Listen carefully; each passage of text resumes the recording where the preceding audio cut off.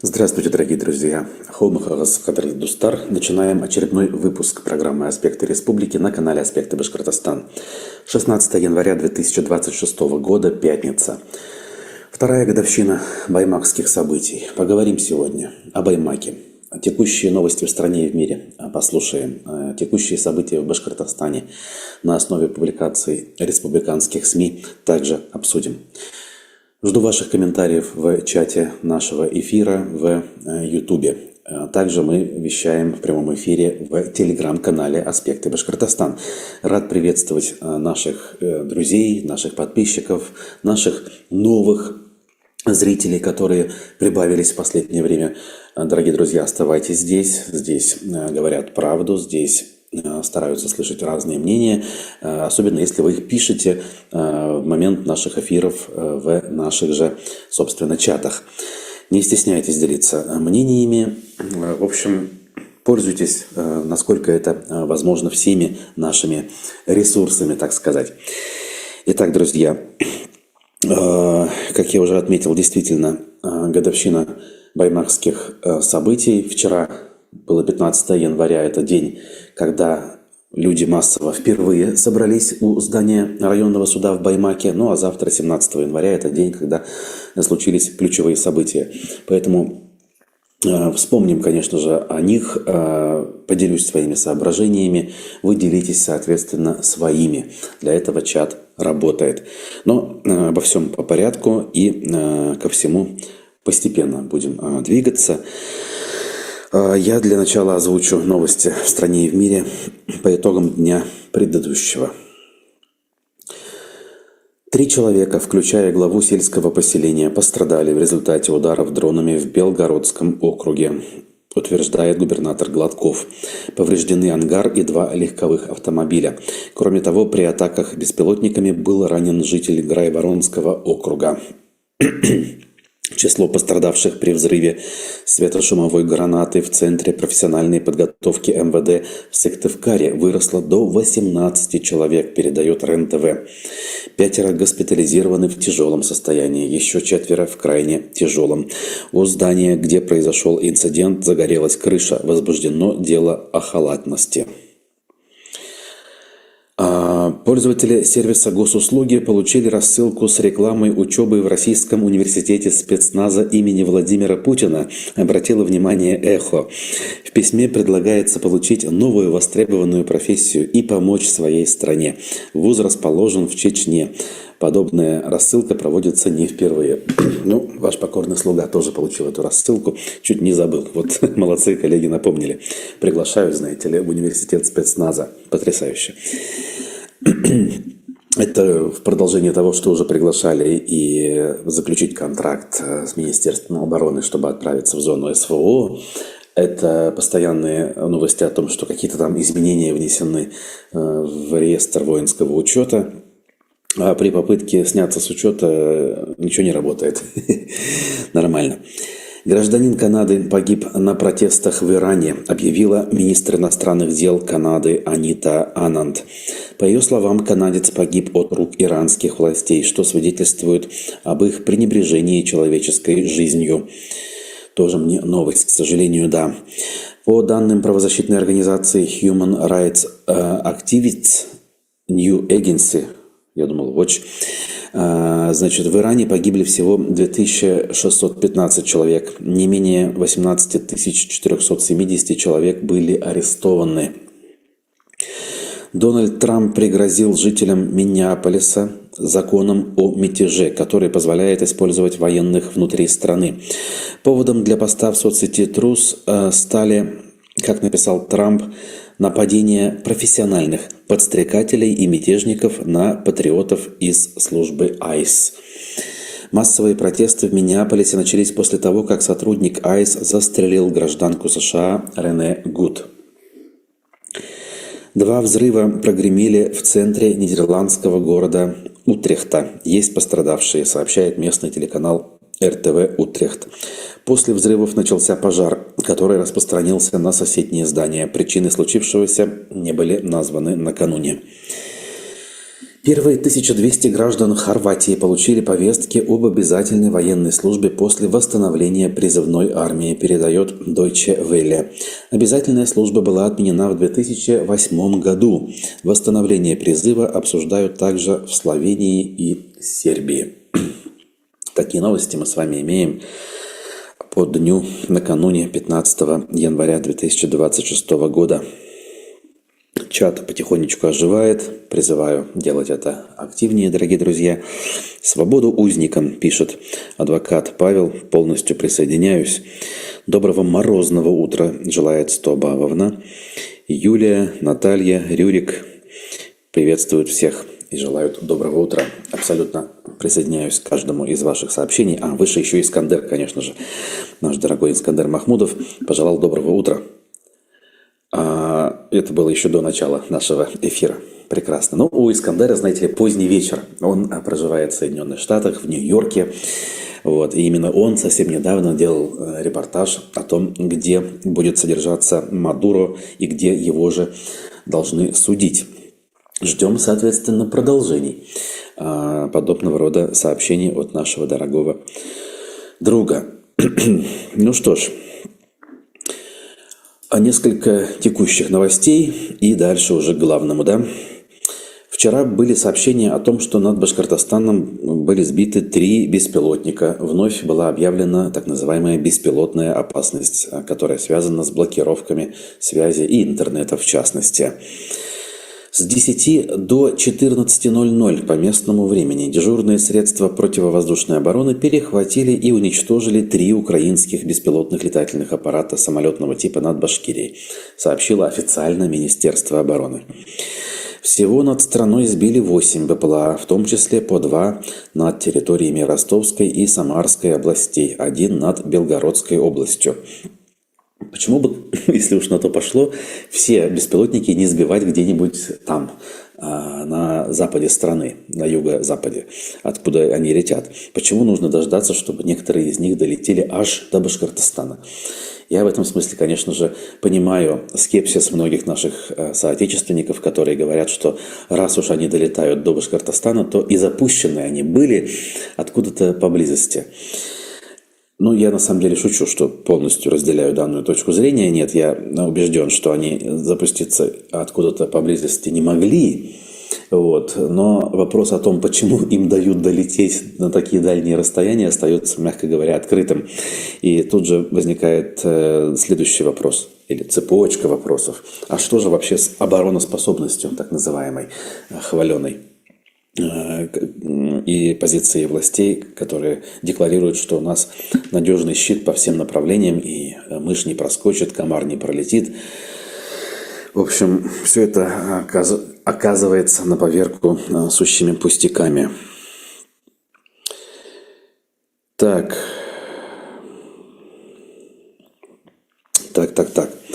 В общем, главное здесь, что люди остались целы. В общем, а так, в принципе, приходится ждать все новых и новых прилетов, потому что иного ждать не приходится в условиях продолжающейся войны. Дальше. Следственный комитет по Башкортостану. Во-первых, кругом во многих СМИ, в том числе в относительно независимых, скажем так, в негосударственных, вышли публикации, связанные с днем рождения Следственного комитета. Оказывается, 15 лет созданию данного ведомства. Так много времени уже прошло, казалось бы, только-только создали недавно.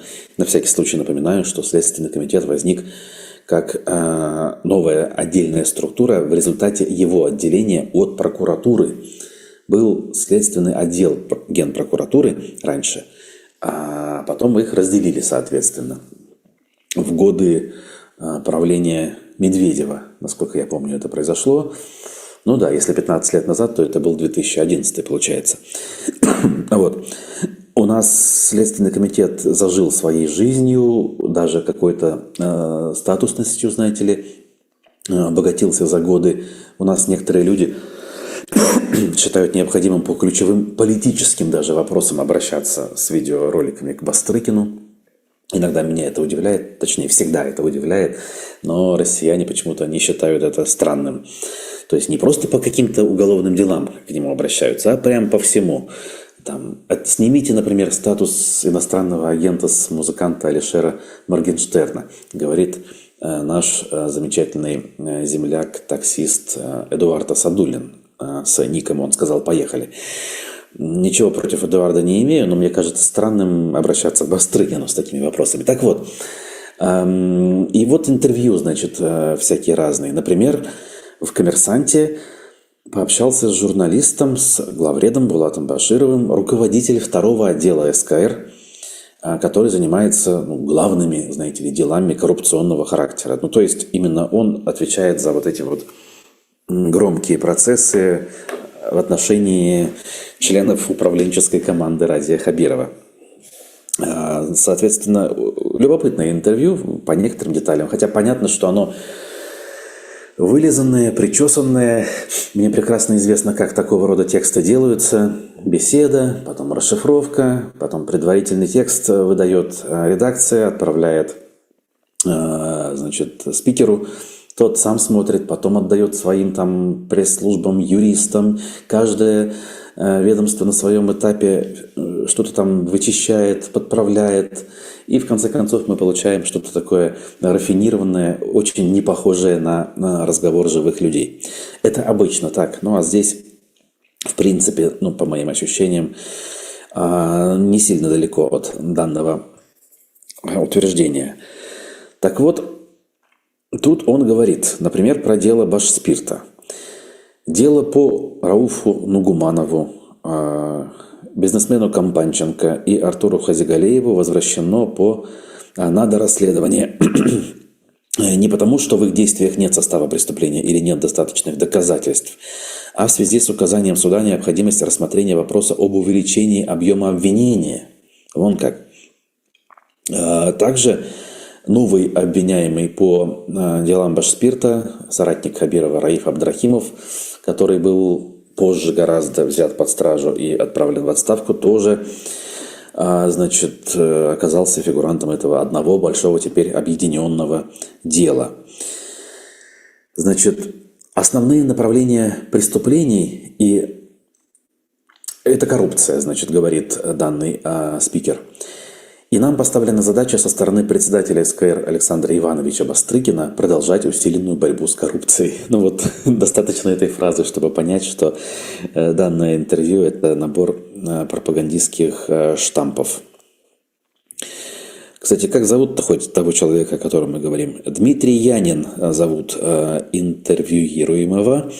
Этот самый офицер в звании полковника занимается как раз-таки разбором вот этих вот коррупционных дел в Республике Башкортостан. Значит, тут еще другие фамилии озвучены.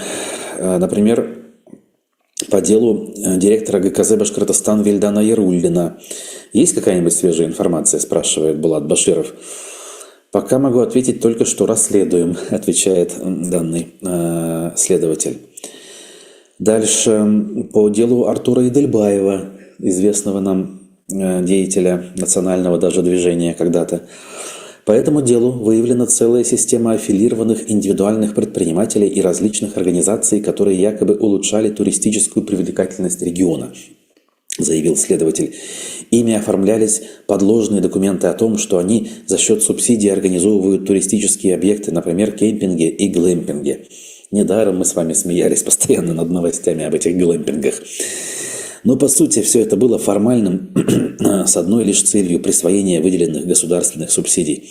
Расследование продолжается. Какие-либо подробности сейчас озвучивать рано, сказано. Тут, опять же, букет чувств. С одной стороны, даже элемент злорадства есть, с другой стороны, сожаление, потому что рассчитывать на реально объективное расследование в нынешних условиях сложно. Да и вообще некоторые из этих людей, да что уж там говорить, все эти люди так или иначе были лично мне знакомы в прошлой жизни, многие были в эфирах, на интервью, и в жизни казались нормальными людьми, вовсе не кровожадными какими-то упырями. Вот. А тут оказались под уголовным преследованием. И, значит, учитывая все обстоятельства нашей с вами современности, действительности, всегда можно иметь в виду, что не только реальные преступления, не только реальная коррупция могут быть основанием уголовного преследования. Иногда, или даже часто, основанием преследования могут быть личные какие-то отношения этих людей между собой. Взаимная конкуренция, зависть, желание занять хлебное теплое местечко, внутренние разборки, или, как говорят коротко в современном интернете, жаба-гадюкинг. Жаба ела гадюку. Итак, вот такая вот новость. Ну, опять же, если посмотрите СМИ, то и там, и сям, и в Башинформе государственном, и вот в Коммерсанте, где только нет, везде вот эти вот упоминания дня рождения СКР, интервью и упоминания резонансных дел. Ну а теперь, если дальше идти, я хочу, во-первых, задаться вопросом. Нас сегодня почему-то совсем немного в трансляции. Наводит это на мысль, что, возможно, уже сейчас тоже какая-то беспилотная опасность объявлена в Башкортостане и есть проблемы с интернетом. Или как? Кто что-нибудь об этом знает, пожалуйста, напишите в чате для того, чтобы сориентироваться. Понятно, что ждать появления интернета мы не можем. Раз уж мы начали свой эфир, то мы должны его продолжать, и мы должны разговаривать с вами. Поэтому, конечно же, я хочу перейти к главному. 2 года назад Башкортостан стал греметь буквально во всех мировых СМИ.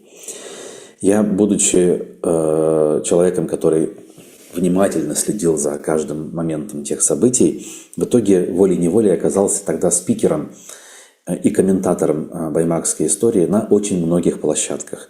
Были моменты, что буквально интервью раздавались нон-стоп, там, через каждые 10 минут, и нельзя было с кем-то поговорить подольше из партнеров, коллег по разным YouTube-каналам, потому что уже следующий канал был на подходе. Ну вот буквально так ситуация располагалась. Были интервью радиостанциям, газетам, интернет-порталам. То есть о Башкортостане в тот день, в те дни заговорили очень многие и, самое главное, узнали очень многие.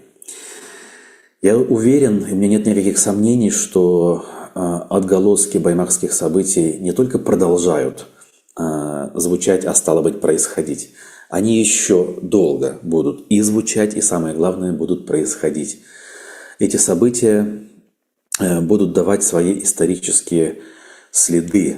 Эти круги на воде, они будут все шире и шире с каждым годом. И поэтому, вот по этим аргументам, я могу сказать, что, наверное, эти события были не зря. В историческом смысле. Понятно, что многие из вас могут возразить и отметить, что как же так, есть судьбы, есть конкретные люди, которые до сих пор находятся за решеткой, есть их семьи, которые страдают, безусловно. Эти вещи вообще надо ставить во главу угла, все остальное вынося за скобки. Но, комментируя со стороны, уж извините, нельзя не брать за основу вот именно историческую ценность, скажем так, этих событий. Те, кто осуждены, это герои, мы о них постоянно вспоминаем. С каждым днем их все больше становится участниками списков политзаключенных. Скоро будет вынесен приговор организаторам. Ясно, что приговор будет жестоким, суровым, несоразмерным с тем, что реально произошло, и вообще не имеющим никакого отношения к реальности. Вот. Но так или иначе эти люди находится в той ситуации, в которой находится. Ну, скажем так, от того, что мы сейчас будем говорить на эту тему, иначе ничего не изменится. Есть жертвы у баймакской истории. Вспомним первую жертву хотя бы Рифата Даутова, совершенно ни в чем не повинного молодого человека, который, в общем-то, и на событиях-то не присутствовал и ничего не сделал, но оказался козлом отпущения во всей этой истории. Наступит день, наступит время, я надеюсь, я уверен, именем Рифата Даутова будут названы улицы в той же Уфе и других населенных пунктах нашей республики. Опять же, не потому, что это какой-то герой, который своими действиями совершил какие-то невероятные поступки. А это просто человек, обычный башкирский парень, который оказался жертвой произвола, жертвой бесчеловечной системы имперской власти. Для того, чтобы люди помнили, для того, чтобы люди осознавали, что тогда случилось и вообще, как мы в эту точку пришли, в результате каких событий, в результате каких действий мы оказались там, где мы оказались. На самом деле, конечно, можно отматывать историю далеко назад. Это вопрос буквально нескольких столетий, тех самых столетий, в течение которых башкирский народ в так называемом мире и согласии живет в составе Российской Федерации, или как эта страна называлась в прошлые годы. Кстати говоря, именно баймакские события многих людей заставили задуматься о важных, существенных вещах. Вот и ваш покорный слуга стал гораздо более резко высказываться по некоторым вопросам именно после баймакских событий. Не сами по себе, разумеется, баймакские события заставили пересмотреть оценки многих наших исторических явлений. Но именно эти события сподвигли к размышлениям, к поиску информации, к поиску ответов на сложные вопросы, которые копились в течение всей жизни. Мне доподлинно известно, что благодаря баймакским событиям некоторые люди, наши с вами земляки, соотечественники, впервые задумались о том, что же на самом деле происходит. Ну, то есть люди, которые были ура-патриотами, буквально зетниками, полностью поддерживающими Путина, режим и все его решения, эти люди, благодаря баймакским событиям, посмотрели правде в глаза и поняли, что на самом деле происходит. До сих пор эти люди испытывают шок, стресс и, мягко говоря, живут в очень сложной обстановке, внутренней морально-этической обстановке. Это позитивные итоги, скажем, того, что произошло. Люди задумались, переосмыслили, и теперь их жизнь, их мир никогда не станут прежними. Сколько еще людей благодаря этим событиям узнают правду? Я думаю, что количество этих людей будет только увеличиваться. Опять-таки, уж извините, за то, что я здесь довольно цинично рассуждаю о таких глобальных категориях с точки зрения исторической ценности. Подтверждение слов тут хочется сказать: лес рубят, щепки летят, хотя, конечно, опять же, это, наверное, будет лишним моментом, лишней иллюстрацией. Что случилось, то случилось. Изменить, как говорится, мы здесь ничего не можем. Мы лишь можем, опять же, с уважением, с большим почтением ко всем тем героям нашим, кто оказался на улице у баймакского суда, можем об этом говорить и поддерживать любыми способами, какими мы можем эту самую поддержку оказывать. Понятно, что мысленно, понятно, что деятельно, ставить лайки под соответствующими эфирами и оказывать посильную помощь в финансовом смысле, если объявляются сборы для помощи узникам баймакского беспредела со стороны адвокатов или членов их семей. Пишите, пожалуйста, о том, что вы думаете по этому вопросу. Как всегда, я жду ваших комментариев и мыслей. Отдельно хочу отметить тот момент, который также параллельно все эти 2 года с нами имеется, скажем так, живет с нами. Это то, как ведут себя некоторые наши с вами земляки и соотечественники после баймакских событий. Вспомним, что есть государственная пропаганда в лице телеканала БСТ, например. Есть так называемые правозащитники в лице Совета по правам человека при главе республики. Есть всякого рода эксперты, историки, социологи, политологи, которые с первых дней выбрали провластную позицию и с тех пор продолжают неустанно объяснять, что в той ситуации виноваты те самые люди, которые вышли на площадь, но они все-таки типа остались небольшими там, в некотором роде, точнее, жертвами, но есть главные виноватые, это некие подстрекатели, которые людей заставили выйти на площадь и нарушить закон, так сказать. Среди этих подстрекателей некоторые, или давайте скажем, все вот эти вот пропагандисты называют и нас, в том числе, наше издание, которое вообще в этом никак, разумеется, не участвовало, и мы узнали об этих событиях постфактум, когда они случились, ну или когда происходить начали, так скажем. Вот эти люди, я не знаю, как они будут смотреть в глаза собственным потомкам, самим себе, в конце концов, как они будут смотреть в глаза, в зеркало, когда все изменится и правда восторжествует, скажем так, и вещи встанут на свои места. Такие люди в нашей истории всегда, к сожалению, были. Кто-то по глупости, кто-то, к сожалению, из меркантильных интересов, из личных каких-то интересов готов мать родную продать, уж простите, да, для того, чтобы занять выгодное положение здесь и сейчас. Не будем слишком строги к этим людям, но просто будем помнить, кто из нашего общества, из публичных людей, кто и как себя повел в обстоятельствах баймакской истории. К большому сожалению, жизнь показала, что в том числе люди антипутинской направленности, скажем так, оказались в этой ситуации по другую сторону баррикад. Ну, скажем так, не оценили они активность башкирского народа, сынов башкирского народа в той ситуации. И до сих пор недооценивают на самом деле те события, которые тогда случились.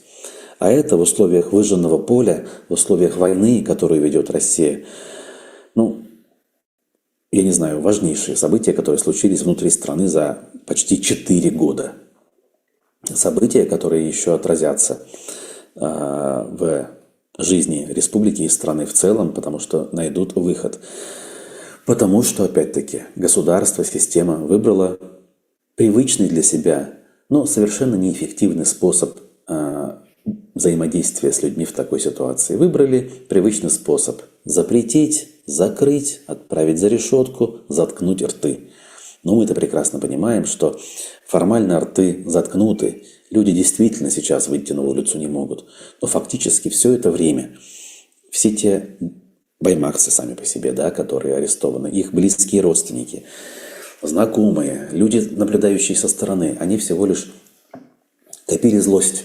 И копить эту злость продолжают. Рано или поздно эта злость выплеснется. И тогда уж, извините, ко мне, как говорится, вопросы не адресуйте, да? Адресуйте вопросы к самим себе. Именно вы, система, сделали все на протяжении многих лет, и здесь, в Баймаке в частности, для того, чтобы люди радикализовывались и в своих взглядах и оценках, и в своих поступках. А поступки, как мы уже выяснили, они не за горами. При появлении любого шанса, при появлении маломальского окна возможностей, вся эта волна народного гнева выплеснется, и тогда мало никому не покажется. Это нужно иметь в виду, это нужно помнить. Ну, а для кого-то, может быть, это повод смотреть в будущее с определенной степенью оптимизма. Вот Фируза пишет. Вот благодаря этим событиям и у меня открылись глаза и переосмысление всему, что нас окружает, и что творится у нас в стране. Ну вот потрясающе, Фируза. Видите, далеко ходить не надо. Я на самом деле имел в виду конкретных людей, которых я лично знаю, вот, а сколько я еще не знаю. Вот. Но на самом деле далеко ходить не нужно, ведь наш канал, если вспомнить, перед баймакскими событиями в 6 раз было меньше подписчиков у канала в Ютубе, в Инстаграме раза в 3 было меньше, в Инстаграме, говорю, в Телеграме и так далее. Сколько людей пришли к нам именно после дамы этих событий. Потому что люди хотели понять для начала, что же, собственно, происходит, откуда это все. А потом в процессе эти самые люди начали понимать, что, оказывается, мы тут жили, как мне сформировала старая знакомая, мы были рады всем этим потребительским ништякам и не задумывались о серьезных вопросах. А вот теперь для нас открылись глаза, и вообще наступила, мягко говоря, депрессия. Это в лучшем случае. Вот. Мне сложно, конечно, представить, что происходит в сознании и головах людей, которые многие годы жили и не представляли себе, что на самом деле творится. Ну, поскольку у меня-то это случилось открытие довольно-таки давно, на ранних подступах, так скажем, еще в конце нулевых годов. Вот. А есть люди, которые вообще всегда все понимали с самого начала. Наверное, тяжело в моральном смысле действительно это осознать. Но так или иначе, молодцы, огромные молодцы, дорогие друзья, и вы, Фируза, и все те, кто действительно нашли в себе силы в поисках правды отказаться от привычных стереотипов. Это очень сложно. Знаете, почему люди сопротивляются правде, горькой правде? Потому что очень больно признавать, что твои идеалы оказались ложными, что те люди, которых ты любил и уважал, оказались на самом-то деле преступниками и мелкими воришками. Это я к тому, почему, например, россияне упорно защищают лично Путина.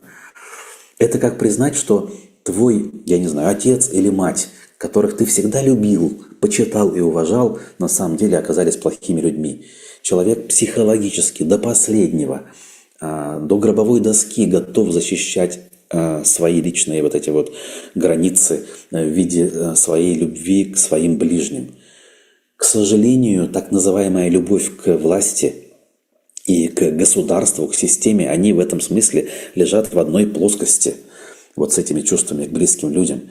И наши многие ребята, ну вот кого я тоже лично знаю, уже убедившись даже в том, что режим преступный, что эти люди недостойны не то чтобы любви, а даже уважения, даже убедившись в этом, люди продолжают сопротивляться, потому что, еще раз, срабатывает инстинкт самосохранения. Так вот, те из вас, кто нашли в себе силы преодолеть этот инстинкт и осознать, и признать собственные ошибки, это на самом деле очень великие люди, если хотите. Поэтому шлю лучи поддержки всем тем, кто пошел на этот шаг осознания.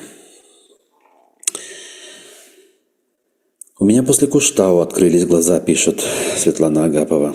Тоже важная была историческая развилка в нашей с вами жизни. И прямо сейчас, в эти минуты, в эти дни, ведь у людей тоже продолжаются эти самые внутренние поиски. И это все не сразу приходит. Кто-то сначала понимает, что там условно Хабиров негодяй.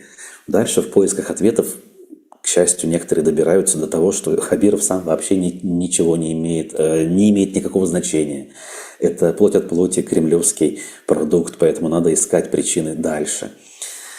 Часто на этом этапе поиск ответов у людей, как вы сами знаете, останавливается. Но в том же Баймаке 15 января 24-го так было. Помните, да, Ильдар Юмагулов выходит и обращается к царю-батюшке, чтобы тот навел порядок в республике и поменял Хабирова на другого хорошего человека.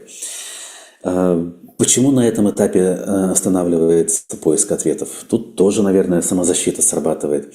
Люди представляют себе подсознательно, ага, виноватого нашли, и это безопасно, это Хабиров и там республиканская власть. А если дальше искать виноватых, это уже немножечко опасно. И это, опять же, работает подсознательно. Не то, чтобы человек сидит и осознает, это опасно, дальше не буду искать. Просто-напросто мозг сам отказывается искать дальше. Потому что искать дальше – это уже чревато.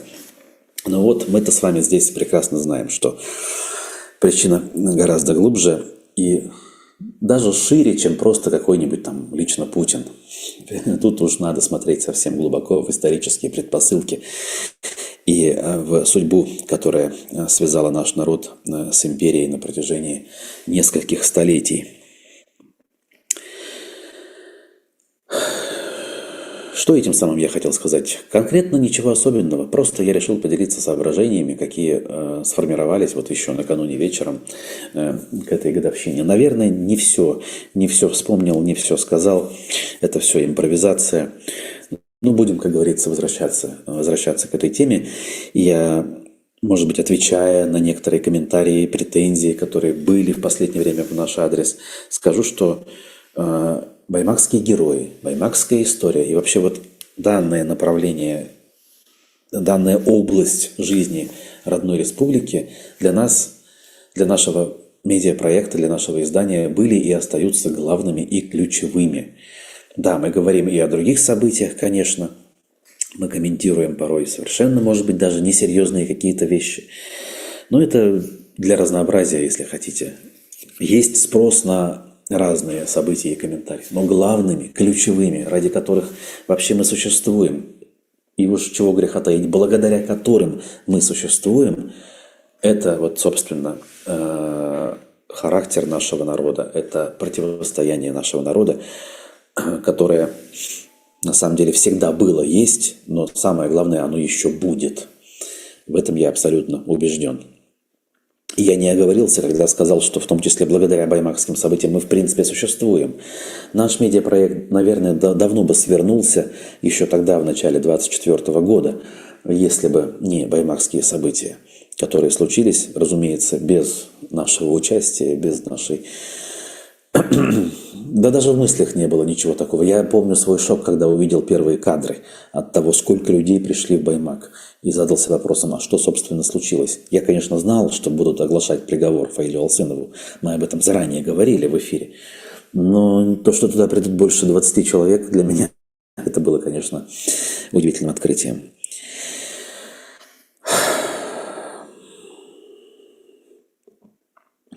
Вот так. Еще несколько других, скажем так, вещей, о которых сегодня можно сказать. Даже вот, я не знаю, как переключиться, да, после таких важных вещей, важных мыслей на какие-то местечковые бытовые вопросы. Просто ума не приложу. Башкирия forever, пишет адвокат Павел. Полностью согласен, поддерживаю. Вы о нас еще услышите, так и хочется добавить, да? Несмотря на то, что подзабыли, подзамолкли, медиа федерального масштаба и не говорят об этом, не все. Тут я должен подчеркнуть. Есть, например, правозащитный проект ОВД-Инфо, который, например, в прошлом году я участвовал, помните, стрим благотворительный мы вместе проводили по сбору для баймакцев. Вот, они пишут, и некоторые другие медиапроекты в эти дни публикуют большие статьи, развернутые о том, а что же случилось 2 года назад в Баймаке. Каковы были первопричины, предпосылки, что в итоге мы получили, и даже чего от этого ждать дальше. Так что не пропускайте. Мы будем по возможности у себя в аспектах такого рода публикации репостить, по крайней мере, в нашем инстаграм-аккаунте мы это делаем. Поэтому, пожалуйста, подпишитесь, если еще не подписаны. Вот. Что у нас пишут другие? Почему уфимцы ходят по улицам с фонариками? Задались вопросом аргументы и факты. Дайте угадаю с 2 раз или с 1 раза. Наверное, потому что темно, да? Оказывается, жители некоторых микрорайонов и пригородных поселков десятилетиями живут в полной темноте. Десятилетиями. То есть не вот это случилось накануне, на днях, а это вот всегда так было. Потребность в фонарях принята властями лишь в виде планов на бумаге, а обращение жителей Нагаева, Зубова, Булгакова, 8 марта, Демского кордона и Баланова растворялись в бюрократическом вакууме. Дошло до смертельных случаев и прокурорских постановлений о том, где и почему до сих пор не включили свет в материале издания «Аргументы и факты». Я останавливаться отдельно не буду, просто зафиксируем, что элементарно света на улицах как не было, так и нет. Это страна, которая, опять же, декларирует о том, какие у нас великие успехи по всем направлениям экономики, политики и чего хотите. А водители Уфы недалеко отстают от властей и для того, чтобы сохранять собственные парковочные места, засыпают их снегом. Оказывается, эта практика, по мнению издания «Пруфы», по крайней мере, очень распространена среди жителей башкирской столицы. Горожане рассказывают, что после отъезда собственноручно очищенного парковочного кармана, то есть дворников нет, коммунальщиков нет, люди сами чистят, молодцы, надо сказать. Но после отъезда они специально обратно закидывают место снегом, чтобы никто другой не смог там припарковаться. Поработал лопатой 2 часа, место твое. Я тут вспоминаю собственную практику. Был период небольшой, жил в Деме, в микрорайоне Серебряный ручей, и вот январь 2017 года, помните, великий снегопад, Елалов, когда вот он не справился, дороги были перекрыты, и там недели 2, в общем-то, Уфа приходила в себя. Тогда я тоже специально купил лопату и собственноручно вычищал парковочные места для себя и для соседей. И не приходило в голову, знаете ли, закапывать их обратно. Казалось, что это общественно полезный труд, более того, физическая нагрузка, которой в городе обычно не хватает, а человек, который вырос в деревне, он скучает, значит, зачастую по поводу того, чтобы взять лопату и снег почистить. Поэтому, в общем, знакомая история. Оказывается, и в этом году, в этом январе, многие уфимцы повторяют тот опыт, которому уже получается сколько? 8 лет, что ли? Да. Так, сейчас 26-й. Даже, значит, господи, 6 плюс 3, 9 лет уже. Да. Значит, ну, а штрафы, которые государство у нас раз за разом повышает, на этот раз решили обратить в сторону нарушителей земельного законодательства. Башинформ пишет, что в Кодекс РФ об административных правонарушениях вносятся изменения. Что интересно, поправки направлены на рассмотрение, значит, Горсоветом Нефтекамска. Эти поправки будут вноситься не федеральным парламентом, а Госсобранием Курултаем Башкортостана. Понятно почему. Местного уровня депутаты такого рода поправки предложили. Толкачев заявил, это спикер нашего Госсобрания, если кто забыл, сегодня в этой части есть очевидный дисбаланс. Если нарушителя привлекают к ответственности федеральные госорганы, то размер штрафа составляет 10-20 тысяч рублей на граждан и 100-200 тысяч рублей на юрлиц. А в случае с муниципальным земельным контролем штрафы совсем другие. 300-500 рублей на граждан, 10-20 тысяч на юрлиц. В общем, решили тут подзаработать у нас в республике, увеличив размер штрафов в отношении своих сограждан за нарушение земельного законодательства. О каких именно нарушениях идет речь, хотелось бы, конечно, понять. Но здесь история об этом умалчивает. Никаких подробностей не приводится. По большому счету все. Новости у меня к этому часу исчерпаны. Опять же, новостей, как вы видите сами, сегодняшнему дню особо не подготовил, да и не было, наверное, особо каких-то вещей важных. Важно было сегодня вспомнить годовщину баймакских событий. Вдогонку хочу, конечно же, пожелать сил и терпения всем тем, кто оказались невольными или вольными жертвами этой истории. Семьям дождаться своих близких, своих отцов, мужей, братьев, дождаться своих кормильцев. Ребята вернутся, я думаю, что начнут возвращаться уже скоро относительно. Есть те, у кого сроки, скажем так, небольшие, 3 года. И 2 из них вот-вот уже пройдут. Это если смотреть оптимистично на эту историю. Понятно, что такие же ни в чем не повинные ребята окажутся вот-вот за решеткой на длительные сроки. Наверное, двузначные будут величины у тех, кого считают организаторами. Но в этом случае будем верить, что они окажутся на свободе по другим причинам. Как минимум будем надеяться на потенциальные обмены политзаключенными, на потенциальные амнистии, если хотите. Амнистии вряд ли, конечно, но обмены могут быть. Ну а если план максимум иметь в виду, конечно же, на глобальные изменения, наши надежды тоже никуда не деваются. Со счетов сбрасывать их не будем. Вот.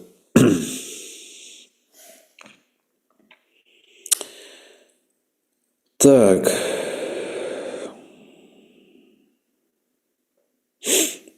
Тут я не могу не отметить комментарий. Так, привет, Руслан, с инетом все окей, писал Ильдар Бурангулов, а потом тот же Ильдар Бурангулов, игнорите меня, говорит. Нет, я вас не игнорю, я видел ваше сообщение. А у вас есть желание на онлайн-интервью с Марсом Сафаровым, с Лилией Чанышевой? Желание у меня есть, безусловно. Лилия Чанышева интервью не дает и вообще не общается. Я не знаю. Я не могу никак это объяснить. Ни разумно, ни неразумно. Она не общается ни со мной, ни с нами. Нет. Видимо, что-то не то мы сделали, не то сказали, и я не знаю. Значит, что касается Марса Сафарова, я вообще сейчас, как вы знаете, очень осторожно к тем, кто живет внутри. Вот. Мы тут планировали, кстати говоря, сегодня эфир с Разифом, но опять же пока не получается, отложим. В общем, стартуем с интервью чуть-чуть позже. Давайте так, со следующей недели точно. Точно мы должны это начать, потому что откладывать больше нельзя. Но люди разные, интересные. Спасибо, кстати, за то, что вы тут упомянули сам формат интервью и конкретные фамилии назвали. Я просил зрителей писать, кого бы вы хотели услышать или увидеть. В общем, заметано ваши пожелания. И когда я вновь обращусь с просьбой об интервью, например, к Лилии Чанышевой, да и ко всем остальным, я всякий раз напомню, что когда мы приглашаем на интервью, речь идет не о том, чтобы поговорить со мной или с изданием. Речь о том, чтобы поговорить с аудиторией, с людьми, которые хотят увидеть или услышать того или иного человека. Поэтому если тот или иной деятель отказывает в интервью изданию, причем выборочно отказывает, не в целом перестает общаться с людьми, а вот именно кому-то дает, а кому не дает, он тем самым проявляет неуважение к аудитории, к публике. По-моему, это совершенно простая истина. И, кстати говоря, она очень хорошо работала во времена, когда существовало «Эхо Москвы» в Уфе. Сами понимаете, далеко не все, особенно чиновники, соглашались приходить сразу. Но когда я аргументированно объяснял, что вы идете не на «Эхо», вы идете не ко мне, а вы идете все-таки к аудитории, а среди аудитории для чиновников, конечно же, важнейшей частью был не простой народ, а их собственное начальство. Так или иначе, начальство тоже аудитория. Так вот, в этой ситуации люди начинали, не то чтобы с радостью бежать, но, по крайней мере, задумывались. И в конце концов, некоторые из них приходили. К сожалению, настали времена, когда подобные аргументы нужно озвучивать к разным людям в разные стороны. У вас много интересных было. Совершенно верно, мы очень старались. У нас ни дня не было раньше без спикера. В какой-то момент кончились ресурсы, и вообще стало ясно, что, в общем-то, мы и сами все, что думаем на эту тему, на тему происходящего, можем сказать. Так бесконечно продолжаться не может. Если мы хотим сохранить статус медиапроекта, а не превратиться в личный блог Руслана Валиева и Жени Коноплина, то мы должны, конечно же, стараться прилагать усилия и возвращаться, скажем так, к привычному формату.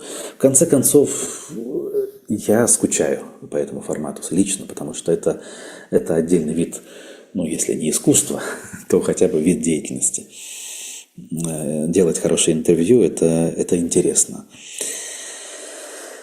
Так, спасибо за вопрос. Видите, сколько пришлось поговорить по поводу вашего сообщения, дорогой Ильдар. Так что никакого игнора. Если я что-то пропустил, возможно, я не увидел. Опять же, в режиме нон-стоп не всегда. Зрение плохое, шрифт мелкий, все это бежит, скачет. Нужно как-то реагировать, поэтому простите заранее. Всякое может быть. И прощаюсь с вами на этом, дорогие друзья. Зор Ахмед Барахзгала. Всем спасибо и увидимся с вами после выходных. Будьте здоровы. Не забудьте про лайки. Не забудьте про поддержку канала. И давайте жить дружно, насколько это возможно. Всем пока.